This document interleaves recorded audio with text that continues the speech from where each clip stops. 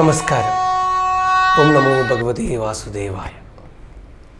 മഹാവിഷ്ണുവിൻ്റെ ദശാവതാരങ്ങളിൽ മൂന്നാമത്തെ അവതാരമായ വരാഹമൂർത്തിയെയും ഒപ്പം ദുർഗാഭഗവതിയെയും പ്രധാന പ്രതിഷ്ഠയായി ആരാധിക്കുന്ന ക്ഷേത്രമാണ് നിലമ്പൂർ ചുങ്കത്തറ ശ്രീ വരാഹമൂർത്തി ദുർഗാഭഗവതി ക്ഷേത്രം. വർഷങ്ങൾക്ക് മുമ്പ് നിലമ്പൂർ കോവിലകത്തെ വലിയ തമ്പുരാൻ മാനവേദൻ തിരുമുൽപ്പാടിൻ്റെ കാലത്ത് സകല ഐശ്വര്യങ്ങളോടുകൂടി നിന്ന ഈ ക്ഷേത്രം പിന്നീട് പല കാരണങ്ങളും കാലപ്പഴക്കം കൊണ്ടും പൂർണ്ണമായും നശിക്കുകയാണ് ഉണ്ടായത്.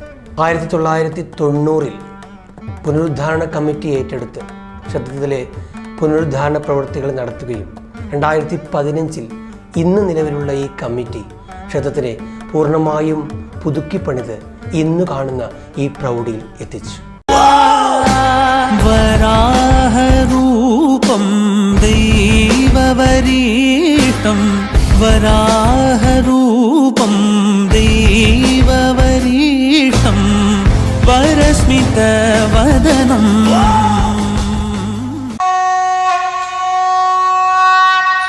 ആദ്യം രംഗമിതി പ്രോക്തം വിമാനം രംഗസമഗ്നിതം ശ്രീമുഷ്ണം വെങ്കടാദ്രിം ച സാളഗ്രാമം ച നൈമിജം തോയാദ്രിം പുഷ്കരം ശൈവ നരനാരായണാശ്രമം. മലപ്പുറം ജില്ലയിലെ ഏക വരാഹമൂർത്തി ക്ഷേത്രമെന്ന പ്രത്യേകതയും ഈ ക്ഷേത്രത്തിനുണ്ട്. ദശാവതാരങ്ങളിൽ മറ്റ് 9 അവതാരങ്ങളും ഈ ക്ഷേത്രത്തിന് സമീപം ഉണ്ടായിരുന്നു എന്ന് പറയപ്പെടുന്നു.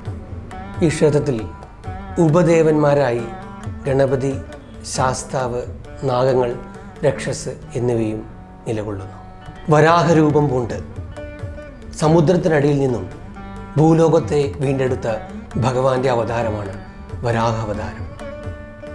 അതുകൊണ്ട് തന്നെ ഇവിടുത്തെ വരാഹമൂർത്തിക്ക് നടത്തുന്ന പ്രധാന വഴിപാടാണ് ഭൂമി പൂജ. ഭൂമി സംബന്ധമായ കാര്യങ്ങൾ, വിൽപ്പന, വാസ്തുദോഷം എന്നിവയ്ക്കെല്ലാം ഈ ഭൂമി പൂജ ചെയ്താൽ ഫലമുണ്ടാകുന്നു എന്നതിൻ്റെ തെളിവാണ് നിത്യേന ഈ പൂജയ്ക്കായി ഇവിടെ എത്തിച്ചേരുന്ന ഭക്തജന സഞ്ചയം. നിലമ്പൂർ ചുങ്കത്തറ എഴുമമുണ്ട് റോഡിലൂടെ 1400 മീറ്റർ യാത്ര ചെയ്താൽ ഈ ചുങ്കത്തറ വരാഹമൂർത്തി ദുർഗാ ഭഗവതി ക്ഷേത്രത്തിൽ എത്തിച്ചേരും.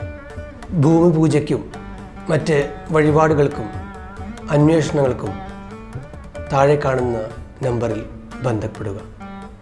എല്ലാവർക്കും ഭഗവാന്റെയും ഭഗവതിയുടെയും അനുഗ്രഹങ്ങൾ ഉണ്ടാവട്ടെ.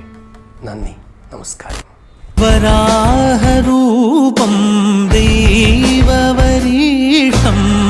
വരസ്മിതവദനം